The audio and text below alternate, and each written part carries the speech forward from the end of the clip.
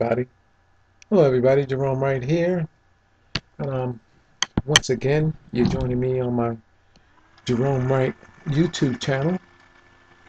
We're here in 2017, people. Happy New Year's to you all. And I'm back after a severe layoff of making my videos. Um, I want to get right into discussing what I have up here. I'll put more in writing for you as I type it up. Um, this is the moon surface, and there's a image of the Earth from off of the moon, and we're looking at it here. Now, I want to discuss global warming and the reality behind it, and this is something that a layperson could actually envision, and it's very logical, it's very realistic, and you will come to the same conclusion that I am, that, I mean, global warming will be, if not the doomsday mechanism of our world, it will be certainly right around the corner, something we have to worry about in the near future of it actually happening. And it is real. Also, I want to discuss with you is that I wasn't a believer in the ice ages at first. However, I picked my mind, and when I picked my mind, yeah, people I have a paranormal experience and encounter. And if I ask myself questions, the answers are given to me. Yeah, realistically. And I mean, like stuff that's way off the chart that people never even thought of or even gave any real reasonable thought to. I have people at work I be talking to about my paranormal experiences and encounters. And I let them ask me a few questions about things that have puzzled them for some time. And when I give them the answers, not only are they shocked, they don't believe that it's coming from me. I have no scientific background or knowledge other than just that of grade school. And, well, let me take that back, except through my paranormal experience and encounter. Now I like to think that I know far more than the average scientist here on our planet. That's in so much about how planets were created, how our universe was created, and this, that, the third, and where everything is going in the future. Um, Maybe one day I'll get around to writing a book. I'm careful about what I post online now because I have trolls taking my material and using it as their own.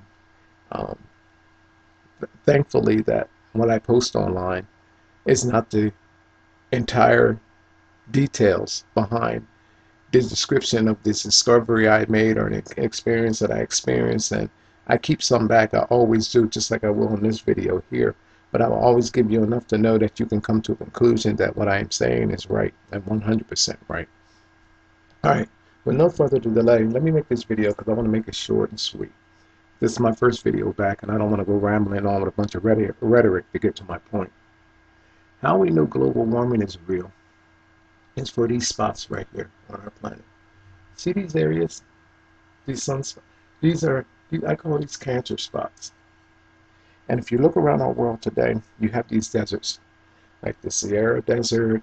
Um, you have the all in Egypt, Africa. You have these vast dry lands of dry areas of land where they turn to sand and they're like inhabitable. Then you have places here, even in the U.S., where we are at, in California, in Florida, Arizona, Arizona, and through other parts of the world that have these spots. I know why these areas, what has happened to them, and why they have failed to become deserts. I know that. I can describe why a desert is created because I have experienced it. But I'm not going to talk to you about that in this video. I'm going to talk to you about global warming and how it is real and what is happening and what is occurring. Um, Also with this, I can actually tell you how our planet counteracts global warming and what will happen, but I will not do that in this video as well too. And this I found that what is called ice ages, which I was not a fan of believing that ice ages actually occurred more than one, or they're saying like the first one, the second one. I wasn't a believer in it. But I envisioned ice ages and how they occur. So now I have to turn and say, yes, that these ice ages did happen because I experienced them and I know how they occur and what triggers them, what triggers an ice age. So this is all amazing, and this and this is just truly amazing. And I can write a scientific page on it that would absolutely blow anybody out of the water, and it would be indisputable. No one would be able to dispute it. But let me tell you here, our planet is in rotation with the sun. I describe it as being on a rotisserie with the fire, like you would have in a barbecue and have a pig roast or have a chicken or in a rotisserie.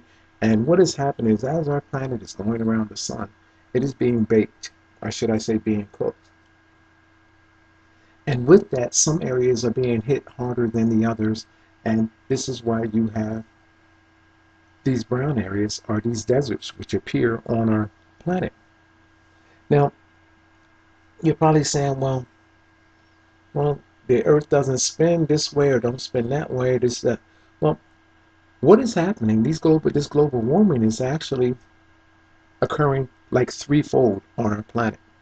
What has happened is that, what unbeknownst to a lot of you, is that, well, actually fourfold. Fourfold. One, our sun is expanding at a rate of about 2 miles every day. So with the sun is expanding, it's almost like you constantly turning up your heat in your house during the winter a fraction or a quarter or whatever of a pinch of an inch every day, and it increases the heat in your home, which actually raises the temperature in your home. This is what the sun is doing to our planet and its natural growth and its expansion. The sun's radiation is growing more towards our world, so therefore, logically, our planet would react to that by increasing in temperature. That's global warming, naturally. The next thing that is happening is that there is a depletion of our atmospheric solarians, which is being caused or being affected by all of this. I'll come back to that though. These deserts, which are happening around our world, even on your beaches, in your local beaches in your area, in your local cities or your towns, you can't even, when the sun is on hitting that sand, you cannot even walk on it. It bakes your feet. You know, you skipping across the sand. Wow, this is hot. The hottest places, surfaces, are either tar pavements or sand pavements. Areas that the sun actually absorbs and it reflects back. You know why? Because it's being mirrored. These sands which makes glass, is almost like a magnifying glass. It is taking the raw energy of the sun, transforming it into another energy and reflecting it back onto the atmospheric layers of our planet. So as the sun is beaming down and hitting those sands which it had already destroyed, this energy is being reflected back, and it is actually from the inside. Not only the sun destroying our atmospheric layers from the outside, but our own planet from these deserts are destroying it from the inside. Eventually what is going to happen is that there's going to be this collision of this energy where the atmospheric layers have been thinned to a point to where they can't take it no more, and boom, it erupts. Our atmospheric layers erupts. And what would happen with that? Well, take a look at Mercury and take a look at Venus, which have holes blown through their sides in their atmospheric layers. This is what is going to happen to our world.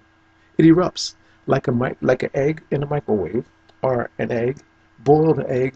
I boil my eggs in the microwave, so this is how I know that that type of scenario comes up. Or if you boil it in the water and cook it for too long, it erupts. The same thing is what's going to happen here with our world. Now, there's something else that is happening where this energy is causing for our planet to go and grow a global warming. Our core and our planet is expanding. The atmospheric layers are expanding, and what is happening is as they are expanding, like a balloon blowing up, they're getting thinner. How is our planet blowing? How is our planet blowing and getting larger? Well, people, our planet is like a hot air balloon as well, too. Here's another scenario. The heat and emitted energy of the core body of our planet's core that fiery ball inside, that sun inside of our planet, is also growing at a steadily pace and width and in girth and getting enlarged. As it grows, everything around it is expanding. This is what is causing earthquakes, and this is also what is pushing our atmospheric layering outwardly, because all of the emissions from off of our core is being emitted outwardly towards this hot air balloon, which is expanding as well too. So after it is stretched to a point where it can't be stretched no more, it bursts. That is if in the event that the sun energy doesn't cause it to burst first, or the energy from off these deserts, which are acting as a magnifying glass, pushing this energy back onto these atmospheric layers. So this atmospheric layering is being attacked by three different scenarios: from the sun, which is expanding, and its energy on this, which is attacking this our atmospheric layers of our planet; from the deserts, which are acting like a magnifying glass, which is reflecting the energy back upon the atmospheric layers. Once the sun is coming in and compromising those deserts and heating them up, this energy is being reflected back.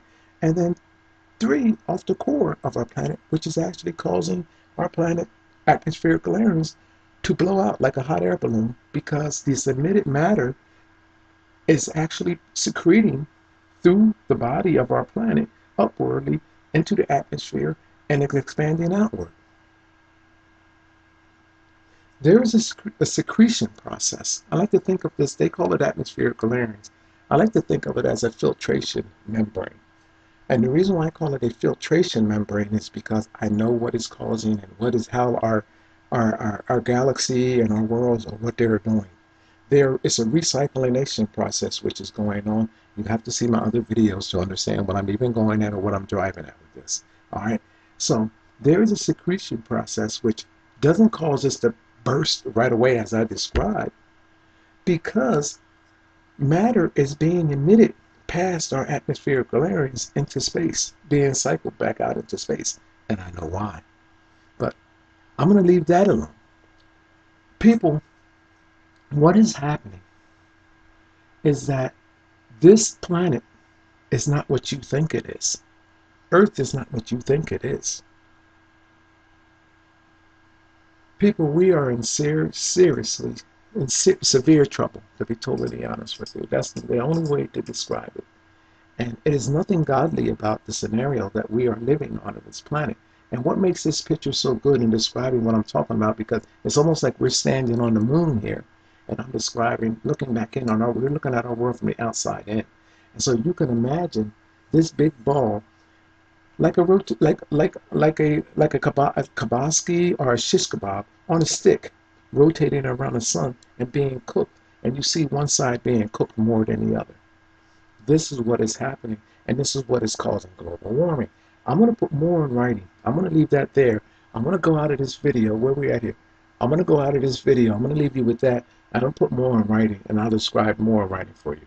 Thank you, and I appreciate this. This video is short. Thank you.